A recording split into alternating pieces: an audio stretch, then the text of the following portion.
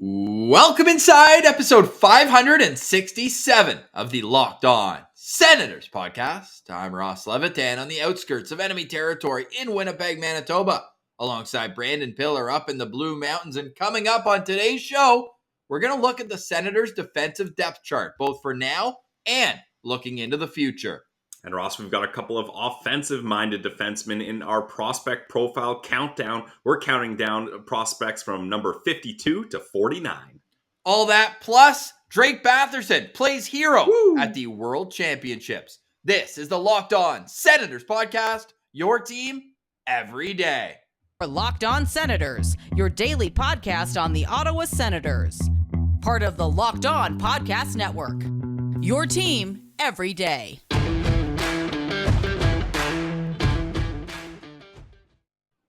Thank you for making Locked On Senators your first listen on this Thursday, May 26th. We are free and available wherever you download your podcasts, as well as on YouTube, where a like and subscription go a long way. And the best way to help us grow is to leave a comment. Today, we want to know, in 5 years, who will be the more valuable defenseman?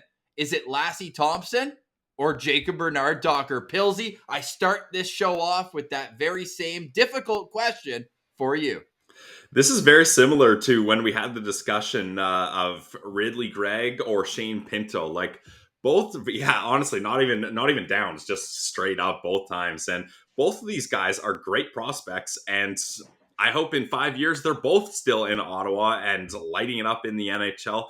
But I think it's a similar situation to those two guys I mentioned before, where it doesn't really make sense to keep both of them. You're probably going to have to move on with one. And if we're talking a 5-year span, Ross, drum roll, I'm sticking with JBD. JBD, Woo! You know me, because I think at this point, Lassi Thompson is ahead of him in value, and rightfully so. He's got a year ahead. He's a little bit bigger. He's got some more pro experience, so that's to be expected. But since the day they drafted JBD, once we got past the excitement of JBD and Johnny Tyconic being a defensive duo, and once that fizzled out fairly quickly, then my mind... We called the Peyton Manning Omaha on that one, sending Johnny down to the Mavericks. Yeah, quick audible change from Nodak to Omaha. But once that obviously wasn't going to be a thing, immediately, I think we've been saying it for years now, Ross, JBD seems like the perfect partner for Thomas Chabot. And at this point, I would say Lassi Thompson probably tops out as a bottom four defenseman, like either kind of the fourth guy in the top four or a really good guy on the third pair. Whereas JBD, he just does all the little smart, safe things right, where it can allow Thomas Chabot to be more of a riverboat gambler type defenseman, where he can jump into the rush knowing, hey, JBD's not jumping into any rush anytime soon. He's probably back there and he can cover me along with the forward when I do decide to join the rush and make a pinch here. So I just think the value to the Ottawa Senators for JBD is more valuable than he will be to other teams, and vice versa for Lassi Thompson. I think the value for Lassi Thompson is higher for other teams than it might be necessarily for the Ottawa Senators. It's difficult to handicap the race because even though JBD is a year older and was drafted in the 2018 draft versus 2019, Lassi, as you mentioned, had 2 years playing against men over in Finland, which obviously is a little bit better for your development than playing in college for 3 full seasons. Now, by the third year at Nodak, JBD was dominant. He was wearing a letter. We know he's a leader off the ice and in the community. And I think that where it really changes is when we're going to pull up the Sens depth chart in just a minute. You look at the left side, and there's some guys who are elite skaters, probably do all the things that Lassi Thompson does, just a little bit better when you're looking at, well, Chabot and Sanderson for one, and then even Brandstrom in his style of how he likes to play. Whereas the right side, it's almost opposite of when Guy Boucher was the coach. The left side, when you had Boro, Phaneuf, and Mathot, were all like the physical kind of, defensive-minded defensemen. Well, now it seems like it's shifted over, and with Zub on the right side and elite defender Nikita Zaitsev, we'll show you where he is on our depth chart, but they kind of have it as the right side as your stay-at-home, your complementary piece, And that's what JBD is going to be. The question is, I think that any JBD doubter listening to this right now, when's he going to take that next step? He's going to be 23 years old, Pillsy. But what's the rush, right? Like, I don't think he needs to make that jump now. And as we're talking about it, Ross, I think I could also be convinced at having JBD as Sanderson's partner on the right side. Because, I mean, they've played a couple of years together at Nodak. They're comfortable with each other. Sanderson was living in JBD's dorm room when he left. So, like, they obviously have a good relationship. And then that takes a little bit of pressure off of JBD not having to play on the top pair. And we already know Thomas Chabot and Artem Zub are a great combo. But this is not for this upcoming season, just to be clear. No. Yeah, we're talking in the future. Probably once Jake Sanderson's on his second contract type thing, comfortable in the league. Yeah, I mean, even I don't think it's going to take Jake Sanderson a second contract to be comfortable in the league, Ross. Sure. So I wouldn't even be surprised if it's on the back end of his entry-level deal where Jacob Bernard-Docker now is at a point where he can be a consistent NHLer. I mean, this is all projections, right? And we hope this is how things turn out. But I really think, especially if we're looking into using some prospects to acquire some immediate NHL talent, Lassi Thompson just makes more sense. I think other teams would have him at a higher value than the Sens. Have JBD as a higher value. So I think that would make the most sense. And like we talked about, Lassi Thompson is probably closer to joining the NHL than JBD, but you don't need Lassi Thompson right now at this moment. And if you're able to have him as a part of a package, bringing another defenseman into the NHL fold, that's fine. And then you can let JBD get some development in the AHL for a couple more years. So we got to say, it would be awesome to just keep both. But the Senators are at the stage in the rebuild where it has to be a quantity for quality piece. Like, you can have the best development camps ever. Sure, but at some point, you have to have the best NHL training camps and the best starts to seasons. That's the goal, eventually, yes. So much conversation in August about how this team can start off on the right track. And to me, getting a top 4 NHL defenseman, a guy who can calm things down when the puck's on his stick, as opposed to how some of the defensemen on the team right now act when the puck's on their stick. And You've gathered this prospect pool. And when you're looking at it, Lassi went 11 games without a point this year on a stretch, and he still finished with 26 in 44 games at the American Hockey League level. So not that counting stats are everything when you have all these analytic departments, whatever, but I think in terms of trade value around the league, it would certainly be Lassi right now, which I think plays into the Sens' hand a little bit, and we don't want to see either of them go. They've both been guests on Locked On Senators. You can find both their interviews in our playlist on YouTube, where we put all of our easily organized content. So if you want to check that out, you're more than welcome to do so. But it's a good problem to have, Pillsy, when you've got these young up-and-coming right-shot defensemen, a position of value, and now you're looking at how can we take the next step as an organization.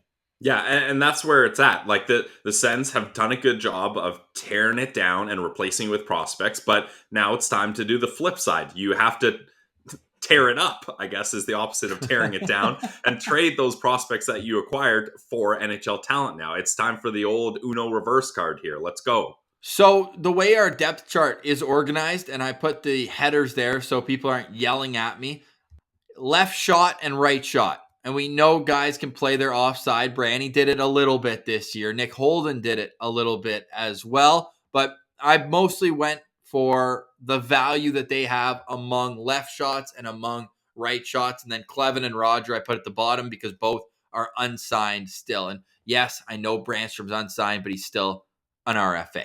Okay, so on the left side, you've got Chabot, Sanderson, Brandstrom, Holden, Delzato. And then Aspero is on a 2-way contract, Tyler Clevin unsigned. On the right side, Zub, Hamonic, Thompson, JBD, Zaitsev I put down there, Gannett, and then Big Ben Roger as well. So as it stands right now, Pillsy, there's a spot, assuming Zaitsev is gone, and I think reading the tea leaves from Pierre Dorion yesterday, that seems to be the plan this offseason. One way or another, you got to find Zaitsev's way to the desert, to Arizona, Robida Island, south. That to say, if they can manage to get Zaitsev off the books, you have to add. Like, We saw the Senators use 12 defensemen this year in the NHL. And right now they have Thompson and JBD as like 6-7 guys. You have to add a defenseman. You just have to. And what are you going to give up to get one? That's how this whole conversation came about. Yeah, and the thing too is, Ross, you need to add defensemen not only for injury concerns, and I mean, hopefully COVID doesn't play as big of a part into this season and the rosters, but just for the fact that you can't have so much responsibility put on Sanderson, Thompson, and JBD to fill those gaps when those injuries happen. So I think that's a big reason why. And if we're going to give Pierre Dorion credit for one thing he does consistently, it's that he almost always adds one or even two veteran defensemen in the offseason. So I'm sure he will continue that process. It's just about picking the right one. Yeah, which he's struggled with. I mean, we'll give him all the credit in the world for Zub. He deserves all that credit. And maybe his best acquisition since he's been GM, considering they gave up no assets to get him. Yeah, if you're talking about like single acquisitions, like not looking into the massive blockbuster trades and things like that, then yes, I would agree for sure. And the thing is, I think they had the right idea on Goodbranson. As we're seeing, he's a very solid defenseman, third pair for Calgary. It just wasn't the right timing, and they didn't utilize him right. And they didn't have enough structure as a team to complement his, like he's bad with the puck. There's no doubt about that. And that's the thing, right? Like, it's picking the right guy and putting the right guy in the right situation. Like, picking the right guy is half the battle, right? Now you need to be able to utilize him properly. So that's 100%. Where him and DJ Smith need to have like some sort of connection where they're understanding and communicating what they need and who can fill that role. Now, if I were to tell you that Brandstrom would move over and play the right side, Holden slides up, would you be confident with this as your opening day defenseman, or are you with me saying they have to add as well? That would be Shabbat Zub, Sanderson Hamonic, Brandstrom Holden. That is your opening day decor. Would you be okay with that?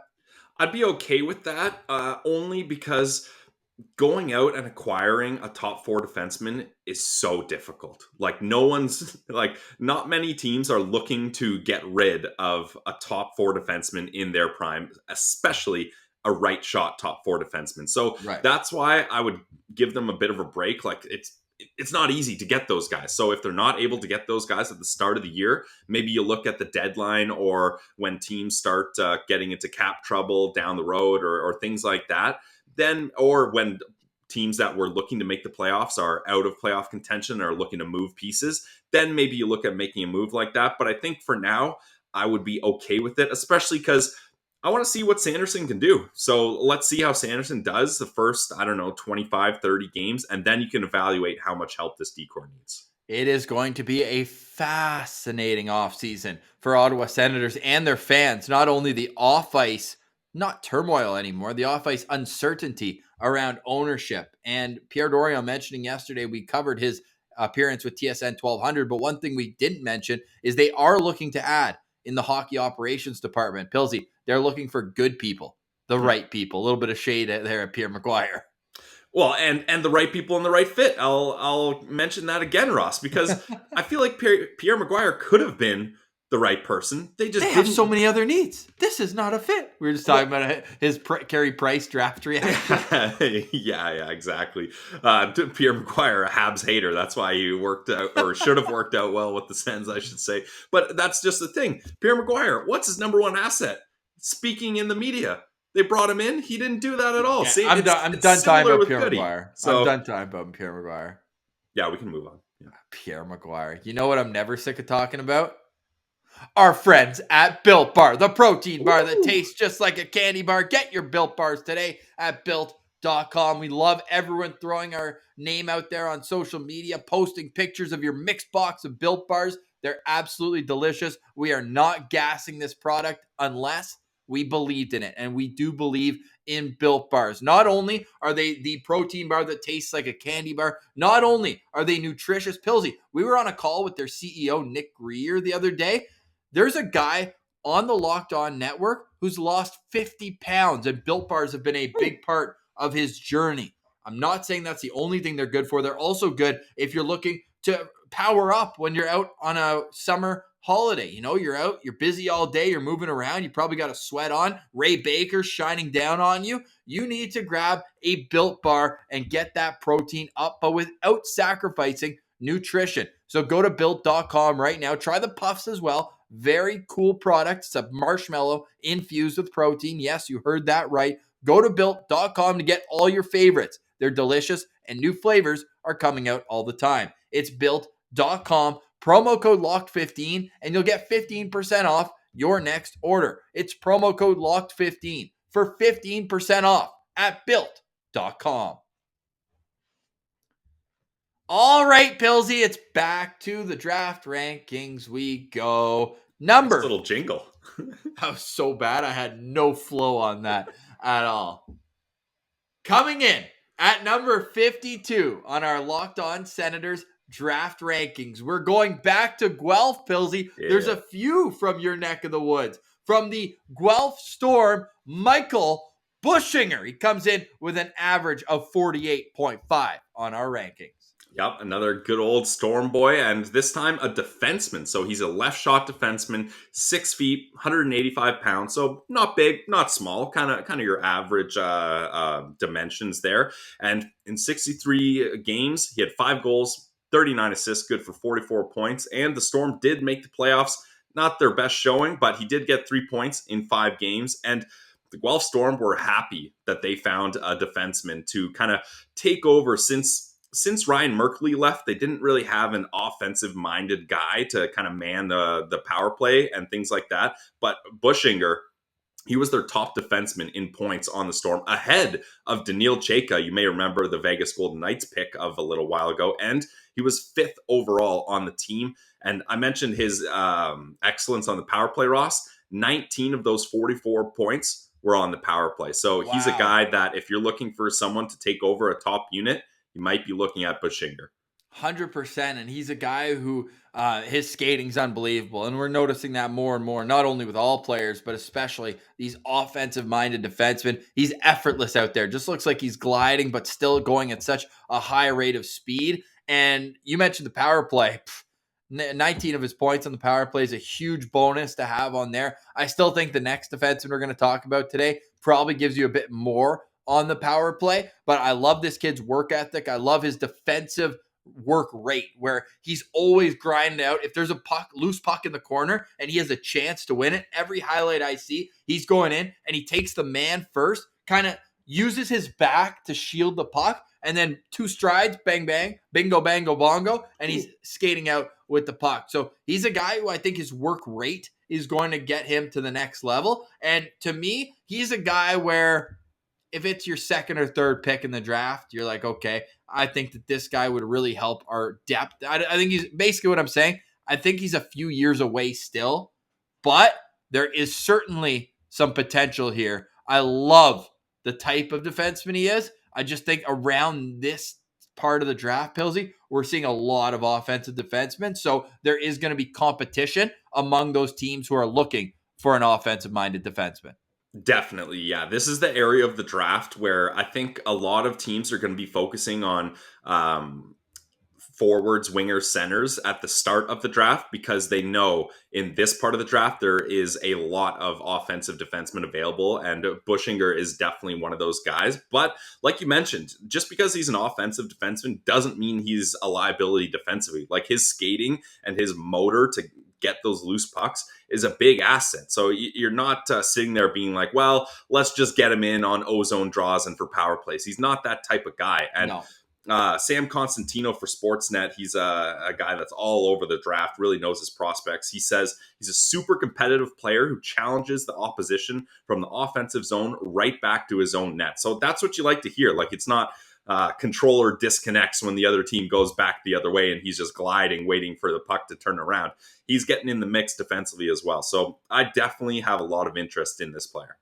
Craig Button has him ranked 39th on his list. Bob McKenzie has him 58th on his list, but he's not ranked on any of our other scouting entities. Scott Wheeler did have him as an honorable mention. If you want to know how our ranking system works, you can go check out our video on our playlist on YouTube. But Pilsy, you know what really gets me kind of curious about what his development could take at the next level is this is a guy who in his last year of minor hockey had 13 points in 31 games, only 6 goals. So to me, it's kind of strange for a guy to step up to the next level and have the offense improve at a point per game type thing, where it's just kind of like, what was going on there? Was he playing more defensively sound against his own teammates, focusing more, I should say, on the defensive side of the puck and then put in better situations? I'm curious to see what his draft plus one season is going to be, as we'll pull up here his elite prospects in just a moment. But what's the one area that you think he needs to work on most to get to the next level?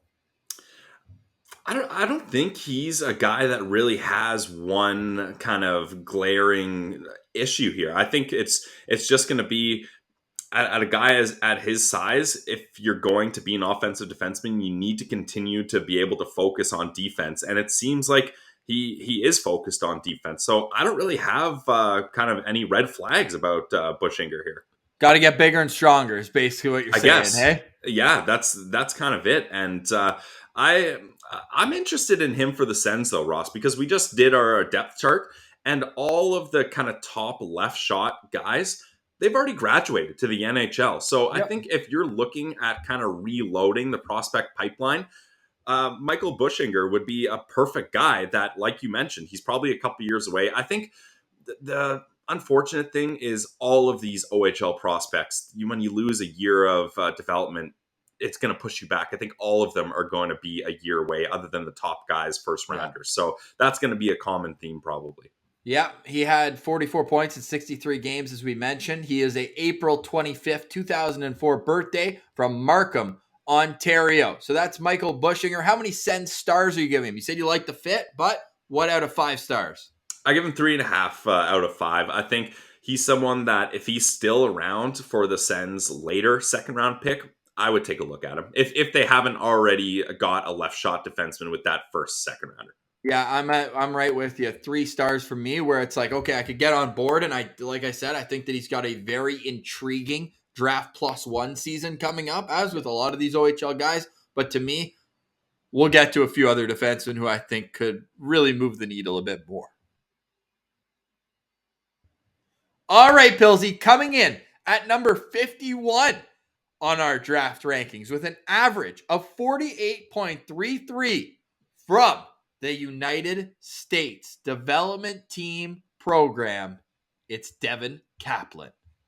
Devin Kaplan, Ross, he reminds me so much of Tyler Boucher. Like, very similar players, because the first thing most scouts say about him is he's a physical player. He uses his size to his advantage. He's at 6'3", 198 pounds. He's a right shot, plays the right wing, plays for the U.S. national team. And from New Jersey. Yeah, true. Also another one there. With the U18 team, he had in 53 games, 13 goals, 25 assists, good for 38 points. Then at the USHL level, in 22 games, he had 18 points. So a fairly consistent guy as far as points go, but he doesn't just look at the points. Like I mentioned, he's a physical guy. He's an aggressive forechecker, and I kind of, he's got like a honey badger type attitude. You know what I mean? Where they just go into the battles and just head down and full force. That's what he does with the loose puck battles along the boards, or especially in the corners. Like I found with the highlights I watched of him, Ross, where he excelled is when opponents had nowhere to go. And it's like, all right, the boards are up against you and I'm on your other side. It's me versus you, mano a mano, and I am going to dominate here. And that's what Kaplan does really well. Yeah, he's great on those board battles. The one thing he needs to improve on, and one thing that I think Tyler Boucher does very well, is plays with pace and speed. I think that for him, something he's going to have to work on is a bit more of an explosive first step. But just like Tyler Boucher, next year you'll find him at Boston University. So, and we've got another BU guy coming up on this show, but I think that the Sens are certainly going to be interested in this player, don't you? Absolutely, Ross. Yeah, this guy just screams Sens scouting pick. And I mean, I'm not going to knock them for it. Like he's a good player. He plays a physical type game, and I think eventually the offense is going to come a little bit easier to him. Like Will Scouch, who I use for a bunch of prospects when he does his profiles on them, he said that he really thinks that Kaplan is going to hit his stride in college at BU and become more of a scoring threat. And he really says there's a huge ceiling for this guy, and I kind of believe it. Like anytime you get a physical guy that has a decent shot, but just hasn't quite figured out how to get in the right areas to score those goals, once he does with proper development, proper coaching, all that kind of stuff, he could be a legit threat. He's a right shot, right winger who's ranked 41st on Chris Peters' list, 48th on Bob McKenzie's, and 56th on Elite Prospect. So a little bit of a range there, but we've also got some guys who didn't rank him at all, and Scott Wheeler having him as an honorable mention on his list. But certainly the potential's there, and I love Will Scouch being on board with him because we know he's more analytics driven, and we've got a situation where sometimes these big physical players don't look that great in the analytics community. So I'm glad that checks out. And for me, he's a guy who I probably wouldn't be too thrilled if they take him with 39. But if they wanted to trade up with that 64th overall pick, I'm already giving the Lightning the cup. Anything better than 64, yeah, honestly, I'll be happy with for an Ottawa perspective. But I do think that pace needs to improve. And we've seen DJ Smith's teams, man. He wants them to play fast, play hard, play physical. Those last two he's got in spades here, Kaplan, but we know that you got to be fast to play in this Ottawa Senators team. We saw what happened with Gaudette, right? He comes in and it's like, wait, you're not fast? You're going to sit on the bench. We'll use you as our shootout guy. But to me, I think Kaplan certainly has some potential to be an Ottawa Senators guy. We talked yesterday how they just love drafting out of the U.S. national team development program. I wonder if the jerseys have anything to do with that. Hey, Pillsy, those are sharp. The old throwbacks like there, those. If you're watching on the Elite Prospects page. In his last 10 games, plus 11, 9 points. Only 2 goals, though. So it's not like he's a pure goal scorer or anything like that. He's a guy who gets in the mix, can facilitate to his teammates as well. Born January 10th, 2000, Bridgewater, New Jersey. You can see the numbers here growing up. Always the best player on his team, 37 points in 20 games. Point per game at the U.S. program in against his own peers at the under-17 team in his first game or his first year at the program, and then this year taking off even better as well. So I'm going to be really intrigued as he's going to Boston University in the fall. What do you think for the Sens? I know we said it's going to be a fit, but how much of a fit? How many stars for you for Devin Kaplan? I'm giving him 4 stars, Ross. I think this is a prototypical Sens draft selection here. And if they don't select him, Ross, I think it'll be because a team snags him just before. One of those things. Although the Sens, they've made no secret about if they think a team's going to grab their guy, they have no hesitation in trading up and getting him or reaching to grab him as well. I used air quotes there for the listeners that weren't watching. So I think, I would not be shocked at all. It's really going to be interesting to see what happens with that 7th overall pick. Like if they do end up keeping it, where they go there will change the next pick in my mind. So if they end up taking a winger at 7th overall, then they're probably not going to go for another winger in the 2nd round. And if they end up moving Zaitsev, I've kind of got that Tampa 2nd round pick as the Zaitsev sweetener. So I don't anticipate that's going to be there for them. So I don't know where the Sens would select Kaplan, but I would not be surprised to hear them call out his name on draft day. All right, Pilsy, before we get back to the countdown, do you want to tell us a quick word from our friends over at BetOnline? Absolutely, Ross. And if you were watching the World Championship game between Canada and Sweden, I hope you got a chance to live bet them at betonline.ag because the odds would have been crazy. And you could have done your research at betonline.net where the game starts because betonline.net has all the latest odds, totals, player performance props to where the next fired coach is going to land. Where's Barry Trotz going? We're hearing info about where he's interviewing. Very interesting thing there. If you think you know, why not put a couple shekels on it? BetOnline.net is the #1 spot for all your sports betting needs. It remains the best spot for sports scores, podcasts, and news this season. And it's not just hockey, guys. Check it out for basketball. NBA playoffs are getting real close to the finals. World Championship hockey, AHL hockey, boxing, UFC. They've got it all. So head to the website today or use your mobile device to learn more about the trends and action. And guys, that's where I go when I'm doing my research for Pillsy's playoff parlay of the day, which will be coming back at the end of the show. So check it out today, guys. It's betonline.net, where the game starts. You are listening to the Locked On Senators podcast with Ross Levitan and Brandon Piller, free and available wherever you download your podcast and on YouTube, where the best way you can help us grow is to like and subscribe the videos. We are pumping out so much friggin' content. I don't even know what to do with myself. What are we at? 16 videos since Monday, and we've got 5 more today. The reason being we are posting each one of these draft rankings individually so that in the lead up to the draft, you are all set with what you need to know on each of these players. We've got 2 more great profiles coming up. But first, Pillsy, you mentioned the Sweden-Canada game. We have to touch on that. Drake Batherson scores the game winner in overtime.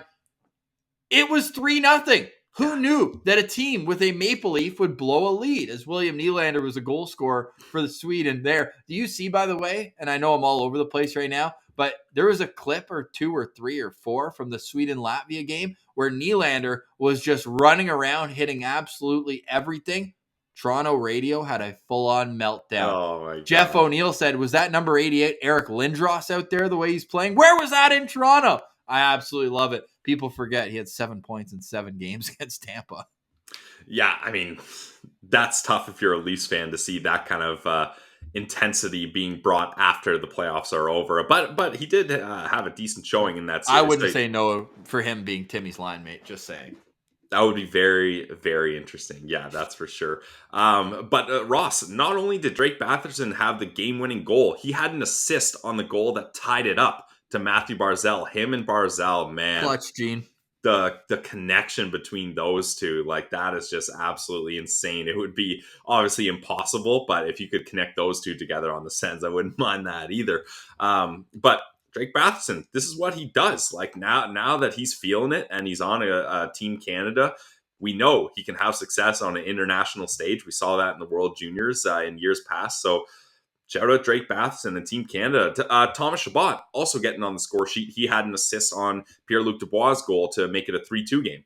Hell yeah. Love to see that for some Ottawa Senators players internationally. We're talking so much prospects. You know, that's all that's on my brain right now. I forget Martian was talking about someone from the World Championships, and I posted the gif of the guy sleeping. And then he just wakes up and starts clapping when the Sens do something. I don't know. I just haven't been able to get into it in terms of the timing. Like, the games, they're in the morning over there. Yeah. Anyways, it's a cool tournament. I love the atmosphere, and credit to all the players for having fun and going over there. But it's draft season, Pillsy. So let's get back to that. And also when Timmy got hurt, like, that kind of took away some of my interest as well. But that to say, I'm extremely interested in this next player. He could be the most divisive player in this whole draft and Scott Wheeler had a phenomenal article coming in at number 50 on our Locked On Senators draft rankings. We are going back to the U.S. National Team Development Program with an average rank of 47.6. Lane Hutson, all 5'8" of them, Pillsy. I was going to say, Ross, I don't think I've ever seen you this excited about a hockey player that has the dimensions of 5'8", 148 pounds. I mean, the NHL team that drafts him might have to bring up a youth jersey to put on him. Yeah, I say that with all due respect because I'm about to shock people with how many stars I have for him. Oh boy, look out for that. But the thing is, Ross, he's living in an age where some of the best defensemen in the game are under 6 feet. You look at the best comparable is probably Jared Spurgeon at 5'9". Some of the other guys are a little closer, but Cale Makar. Spurgeon's the lightest defenseman in the league at 165 right now. So put that in perspective. He's got 15 pounds to go. Yeah, to be the lightest. That's a big deal when you're looking at guys that small. Like 15-pound goes a long way. Quinn Hughes, there's a lot of guys that have proven if you draft me high in the draft and aren't worried about my size, I will reward you for that. And I think there's two things that can happen here, Ross. Either teams notice the potential and snag him early, or teams are scared of the size and he falls. So it's going to be very interesting. We're doing all this lead up. Let's get into what kind of player he is and why we're so excited about him. First, let me discuss his rankings real quick, because Okay. this just shows it all. Yeah. Scott Wheeler has him 30th, being a first-round pick, first-round talent, 30th. Chris Peters has him 31st, so Wheeler isn't alone. Elite Prospects has him at 49, Craig Button at 56, and Bob McKenzie at 72. So the range goes from 30 to 72 with this player, who averages 47.6. Pilsy, do we know any other left shot defensemen who wore number 48 at the U.S. program? JBD? Jake Sanderson. Oh, Sanderson. Okay. Sorry, I did not know Sanderson's number from that long ago. Come on, man. Yeah, He's committed. He's committed to Boston University, but not this upcoming season. His scholarship begins in 2023-24. This is the definition of a high-risk, high-reward pick, Pilsy. Absolutely. Yeah, I would definitely agree with that. And if you're looking at the high reward side of things, look no further than his stats. 60 games played, 10 goals, 53 assists, good for 63 points in 60 games. Like, it's this kid is just, he buzzes around like a little water bug out there. Like, kind of reminds me of Tyler Ennis. Like, that style of just shifty, dodging checks, being evasive, like spin move. Yeah, spin moves. And his ability to control the puck with ease in the offensive zone, and he doesn't give up on it, is crazy. Like, I saw one highlight, Ross, where you see the 45-second one. Yeah, that's exactly what I'm talking about. He controls the puck in the O-zone for a full shift, dipsy doodling around guys. Like, there's one point where he tries to go inside and out on a guy, and obviously 5'8", 145 pounds. The opponent just plays the body, smart move, gets him off the puck. He spins around him and gets the puck again before anyone else touches it. Like, he's like, yeah, you might out-muscle me, but you're not going to outthink me. No. He's got a lot going on up inside his head. The hockey IQ is great. And at the end of that shift, he got into open space, send the puck on net, and created a good chance. Like, his coaching staff, they have so many. I got some quotes right here. Yeah, they got a lot of good things to say about him. Head coach Adam Nightingale, I'll do one of the quotes. I'm sure you got a bunch more. But he applauded his work ethic on defense. So for a small guy, for his head coach, first thing he says is, man, this guy's so good on defense. And his stick skills are great. He's able to steal the puck off guys. Like I said, he's not going to out-muscle anyone. Like, he's in a battle in the corner. He's not going to beat you by grinding it out and punishing you. He's going to wait for you to have kind of a loose handle on it, and then stick lift, boom, steal, up the other way. Like, that's where he's so effective, is with his stick work and being able to time it perfectly to get a strip on guys. The assistant coach for the U.S. program with this quote. These are both from Scott Wheeler's article. Fantastic, calling him a unicorn. Yeah. He's a super talented kid and just sees the game differently. He's super valuable for us. He plays a lot of minutes, and I think he's really undervalued defensively. Yep. He actually defends really well for a little guy, and he's got to do – that's such a backhanded compliment. He does it differently because he's smaller, but he works at it, and he takes pride in it. Everyone sees the flash, the deception, the big shot, the puck distributing skills, but they don't always see him at the other end, and he plays super hard on the defensive end. I love that, knowing that he's been a smaller player his whole life, but he's been able to manage through that, and he compared himself to Patrick Kane. How many defensemen are comparing themselves to Patrick Kane? Pilsy, it took me 3 highlights to be like, yeah, I see it.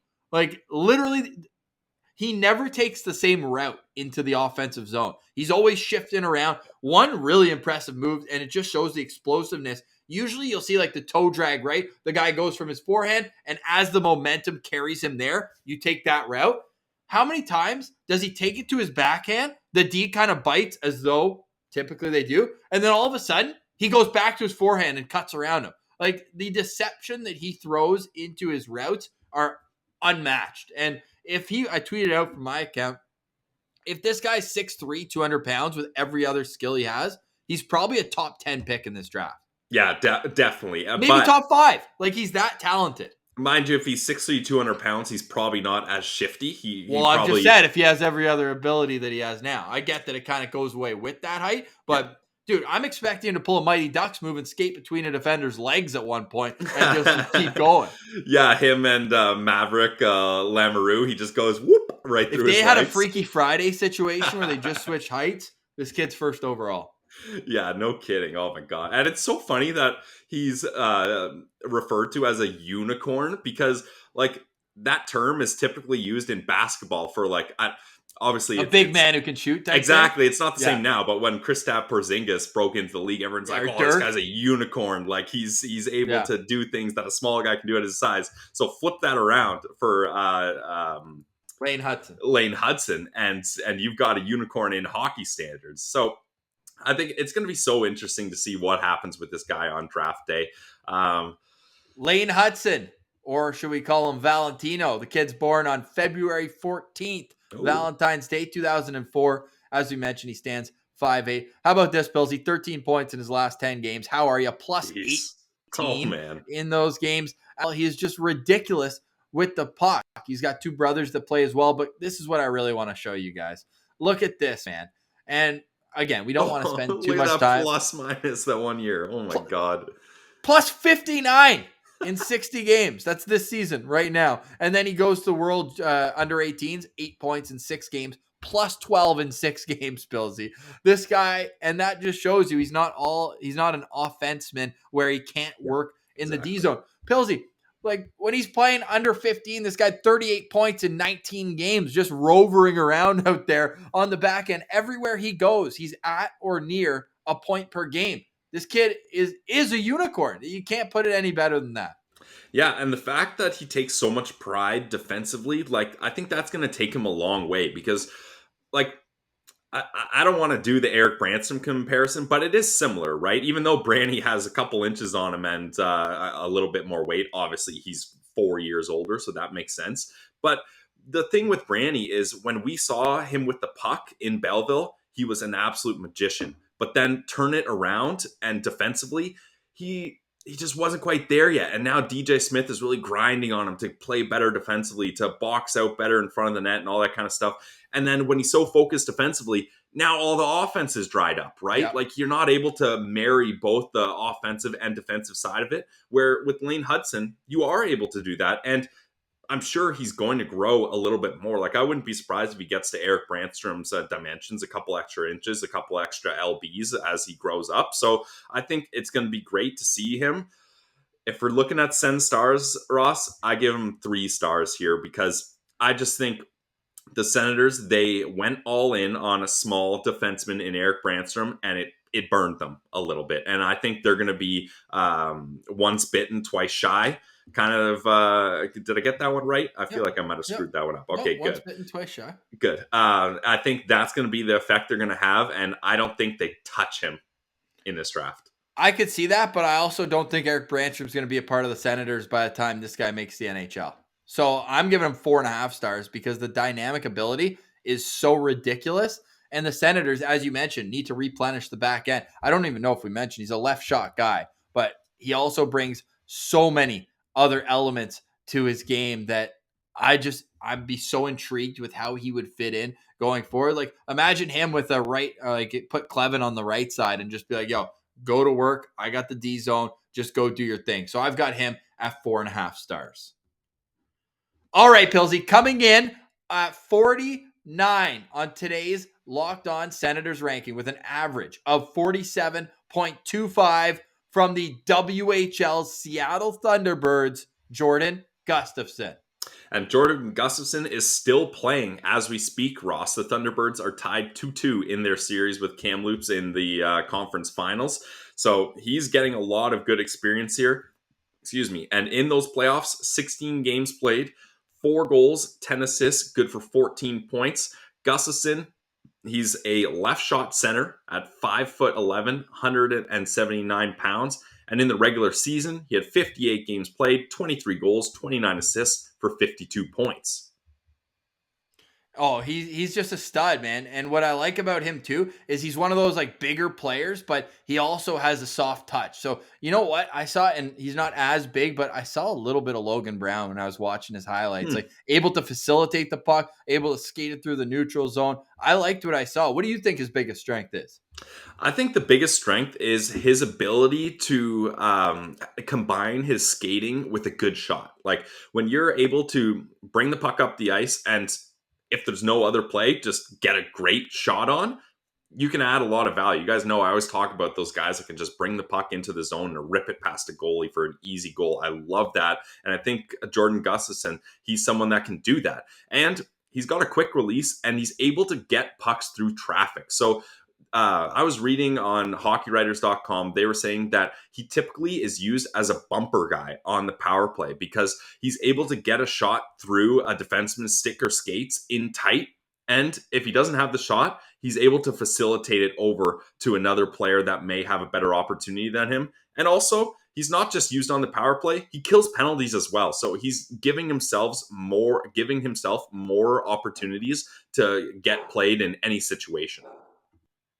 Sorry, Alfie wanted to get in the mix there. Jordan Gustafson is a Canadian kid. You might think Swedish with the name, but he's a Canadian kid from Alberta, born January 20th. He's a left shot. And again, the range for him is pretty large. We've got 31st on Craig Button's list, 39th for Scott Wheeler, 52nd for Elite Prospects, and 67th on Bob McKenzie's list for an average of 47.6. This season with Seattle, 58 games, 23 goals, 29 assists, good for 52 points. And he was a guy who got a cup of coffee last year, played the 23 games, right? That's about all they could play in the WHL.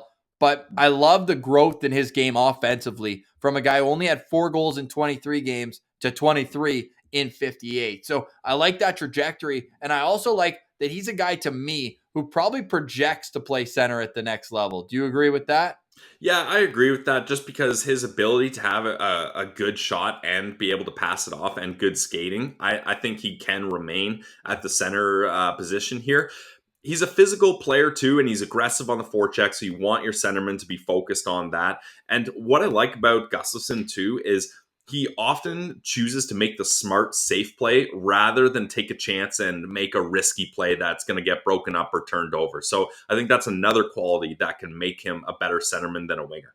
Yeah, you know what, though? The more I look at it, I didn't like my comparison there. That's why we don't do player comparables. Take off that Logan Brown. Pretend I didn't even say it. But what I do like about him, though, is also that skating ability that you mentioned, too. So he can shoot it. Now, what I'm curious about is he had a lot of production on the power play, and we're going to get to another Seattle Thunderbird draft eligible, and this was a sick team. They were one of the top teams in the WHL this season. On the Western side is Kevin Korchinski is just a facilitator on the back end on the power play. How many of those goals were just Korchinski to Gustafson shot and it's in the back of the net? Which, I mean, he's got to do the job and put it in the back of the net, right? We're not taking anything away from Josh Norris for standing his spot and scoring goals. So I'm excited to see his draft plus 1 year as well. He's a guy where I can see the skill, but I'm kind of understanding the reflection of elite prospects having him down in the 50s and button up in the 30s. I can see where there'd be some divisiveness about what this guy's true upside is at the next level.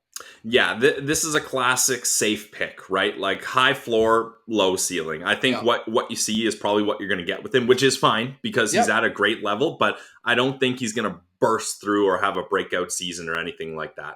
Yeah, they're still using a pretty old photo, hey, on his elite prospects. It looks like that's probably his first training camp with Seattle. The shoulder pads are looking pretty big on him up there. As we mentioned, January birthday from Alberta, and pulling up his points here or his stats. And again, credit to elite prospects for this, and always a point producer at a younger age. And you like to see that just kind of as they grow older, what kind of pedigree they had coming up. And again, you can't knock the numbers here, eh, Pills?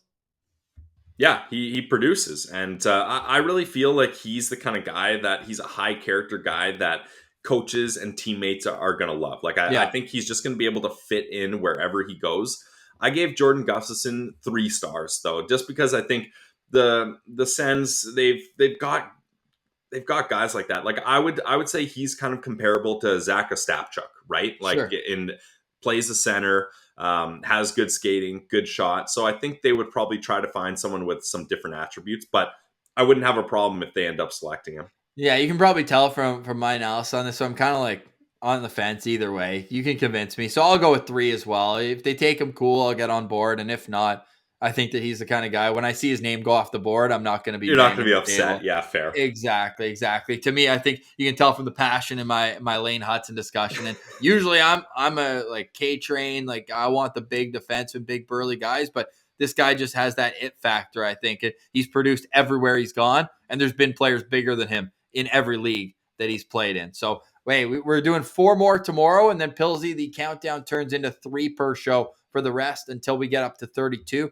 And then we're going to do 2 per day, really do deep dives into that. We do want to finish today's show, though, with Pillsy's parlay of the day. Nice. I won't take up too much time here. So we've got a big Sens Central citizen we're about to interview. We do. Yeah, very excited about that. So looking at the Rangers-Hurricanes game, the Hurricanes are at home. They're 6-0 at home. I'm not going to go against that. So Hurricanes money line at -156 at betonline.ag. Then I wanted to pick Calgary, Ross, but that is not the Jacob Markstrom we knew from the regular season. Like, I don't know what's going on with him, so I don't have a lot of faith there. I'm picking the Oilers to finish this off. Whoa. Oilers money line, yeah, at +135. And I'm putting $9.59 in, Ross. That why does that make me think that's all that's in your account? That is all that is left in my account after a couple of bad, I won't say bad, but after a couple of consecutive losses. So we need this, baby. We got to stay alive, gamble responsibly. But that's Pillsy's parlay of the day. Carolina Hurricanes money line, Edmonton Oilers money line. Put the obvious amount of $9.59 in, and you're going to win $27.39. Let's go. All right, we'll be back tomorrow with more. Hope you enjoyed today's show. Again, please like the show and subscribe on YouTube. You can follow us on social media, lockedon.senators on Instagram, and Sens Central on Twitter. For today, we say goodbye. For Brandon Piller, I'm Ross Levitan. This has been the Locked On Senators podcast, your team every day.